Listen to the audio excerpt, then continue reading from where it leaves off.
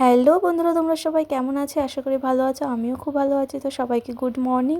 আজকেও আবার সকাল সকাল রেডি হয়ে গেছি, ব্রেকফাস্ট হয়ে গেছে। এবার আমরা বেরোবো। আমি আজকে মাকে নিয়ে একটু ডক্টরের কাছে যাব, স্কিনের ডক্টরের কাছে।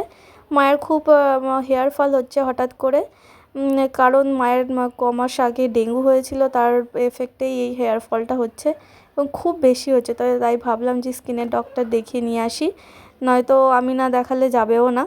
জোর করে তাই নিয়ে গেলাম। তো ডাক্তার দেখানো হয়ে গেল। এবার আমরা বেরিয়ে, এখানে মা একটু ফল কিনছিল, ফল টল কিনে আমরা এবার অটোতে উঠবো, কারণ এখান থেকে সামান্য কাছেই।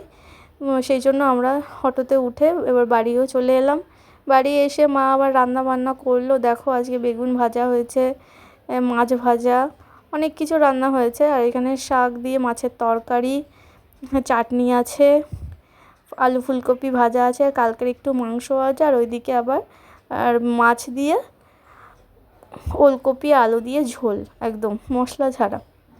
তো আজকে দুপুরবেলা আমাদের মেনুতে এটাই ছিল। তো খাওয়া দাওয়া হয়ে গেছে। তারপরে দেখো, মা একটা বড় পেয়ারা নিয়ে এসছে। মা এরকম বড় বড় এক একটা পেয়ারা আনে। আর দেখো, আজকে পেয়ারার ভেতরটা পুরো পিঙ্ক কালার, দেখতে এত ভালো লাগছিলো। আর এই পেয়ারাগুলো খেতেও খুব মিষ্টি, খুব ভালো লাগে।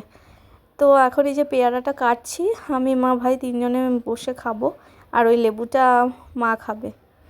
তো তোমাদের ভিডিওটা কেমন লাগলো, ভালো লাগলে কমেন্ট করো, লাইক করে দেও। টাটা সবাইকে।